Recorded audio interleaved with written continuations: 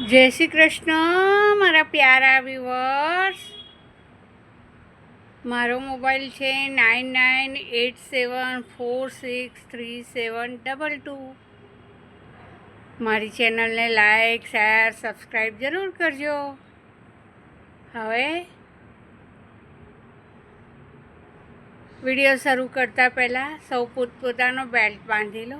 આજનો વિડીયોમાં ઘણા બધા પ્રાઇઝીસ છે અને ખાસ છે, એટલે સૌ પોતપોતાનું સીટ બેલ્ટ બાંધી લો.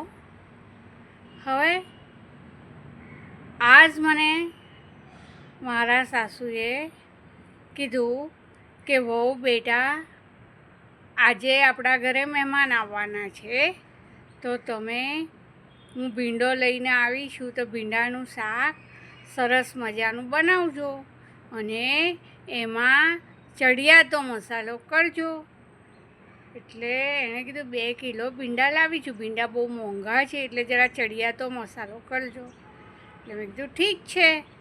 તો ભીંડાની અંદર મેં તો મારા ઘરની અંદર જે નાનું કુકર હતું એની અંદર ભીંડા ધોઈને પછી એની અંદર નાખ્યા.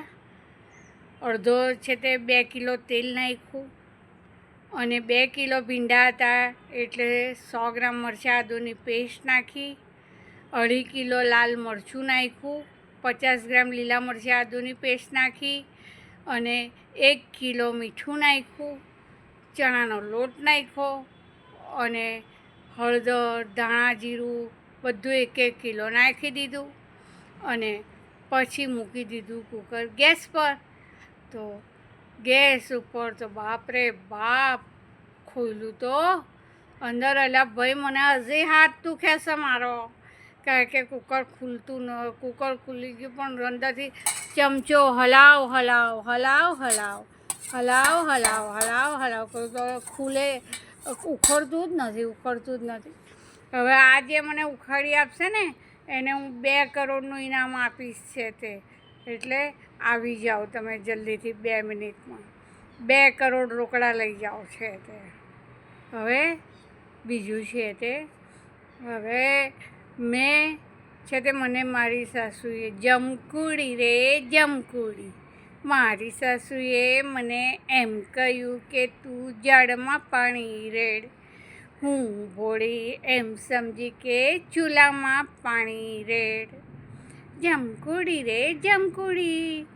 મારી સાસુએ એમ કહ્યું કે કપડાં ધોઈ નાખ, હું ગોરી એમ સમજી કે સાસુના કપડાં ફાડી નાખ. મેં તો કપડાં ફાડી નાખ્યા. મારી સાસુએ એમ કહ્યું કે ઘરમાં દીવો કર, હું હૈયાની ભોળી મેં તો ઘરમાં દીવો કર્યો. અને જય શ્રી કૃષ્ણ મારા દર્શક મિત્રો. હવે મારા ઘરે એક ભેંસ લીધી છે. હવે ભેંસ એટલે કાળી. હવે મને થયું કે ભેંસને આપણે કંઈ કાળી ભેંસ થોડી સારી લાગે, એટલે બધે સાબુથી ધોઈ બધા સાબુ શેમ્પૂ બધું મંગાવ્યું, તો હજી ભેંસ દોડી નથી થતી. બોલો જય શ્રી કૃષ્ણ મારા દર્શક મિત્રો. ઓકે.